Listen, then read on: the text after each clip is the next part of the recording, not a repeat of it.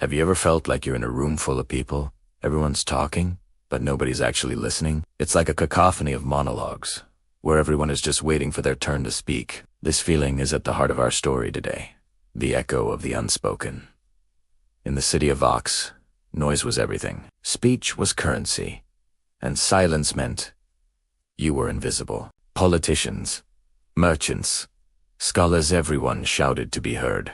But a young scribe named Elara felt a deep hollowness in all these words. She transcribed millions of them, but they felt like empty husks. People talked at each other, never to each other. One day, while watching two guild leaders scream about water rights, Elara noticed something more. Their words were about aqueducts and gallons, but their bodies told a different story. One man's clenched fist screamed of a fear of losing power. The other's trembling lips screamed of a fear of his people dying of thirst. They were locked in a stalemate, because they only listened to the words, not the truth behind them. At that moment, Elara knew she had to escape the deafening noise.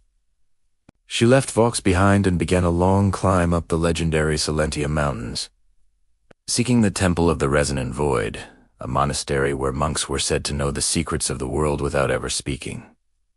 The ascent was transformative. The city's roar faded, replaced by the whistle of the wind, and finally, a profound, ringing stillness. At the temple's gate, she was met by Master Hido, a monk whose eyes seemed to see right into her soul. Elara announced, "I have come to escape the noise." Master Hideo simply stepped aside and let her in. The first week was torture, deprived of words. Elara's mind became louder than ever. She asked questions, but the monks only smiled and continued their chores. She was going mad in the silence. Then, on the 7th day, Master Hideo stopped her while she was furiously scrubbing an already clean pot. He pointed to the pot, then drew a circle in the air, pointed to her ear, and then her heart. He handed her a small stone and gestured for her to sit outside for 1 hour. At first, Elara felt foolish, just sitting there with a rock. But as time passed, she started to truly notice the world around her. The wind wasn't just wind, it was a chord, with a low bass note hitting the mountain and a high soprano whistle through the grass. The stone wasn't just gray, it had veins of quartz, telling a story of time and pressure. She was finally starting to listen. When she returned, Master Hideo simply looked at her. He saw the tension gone from her shoulders and jaw. He nodded. The first lesson had begun. Over the next few months, Elara learned the art of true listening. Master Hideo finally spoke to her, his first words in half a year. Words are merely the frame. The picture is in the silence. He explained that in her city, people listened with the intent to reply, not to understand. In the temple, they listened to receive. Elara was taught the discipline of the deliberate pause. She learned to wait 3 seconds after a sound before processing it. In that pause, the echo of an action revealed its truth. A slammed door wasn't just anger. Its echo could reveal the hesitation of regret. A laugh wasn't just joy. Its echo could hold a hidden sorrow. The truth, she discovered, often hid in the delay. A quick yes was a reflex. A paused yes showed that someone was not well, but was choosing to be resilient. Her final lesson was the focused gaze. The eyes, Hideo taught, are the only organ that does not have an accent. The mouth can lie in any language. The pupils cannot.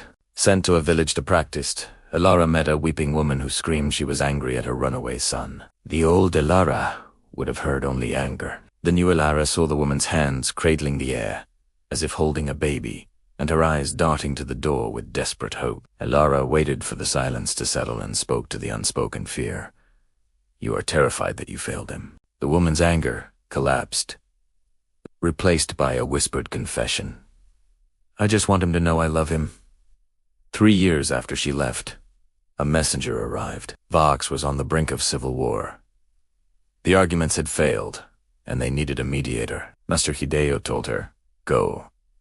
The valley is loud, but you carry the mountain inside you." Elara returned to a city more violent and noisy than ever. In the great hall, the governor and the labor leader were screaming at each other. Traitor! Tyrant! Elara walked to the center of the room and simply stood there. She said nothing. Her perfect stillness and silence were magnetic, a vacuum that sucked the oxygen out of their rage. The room fell quiet. Finally, the governor shouted, "Well, speak." Elara waited 3 seconds for the echo of his anxiety to fade.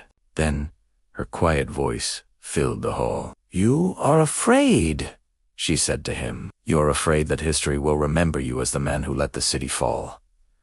The governor froze, the truth hanging in the air. She turned to the labor leader.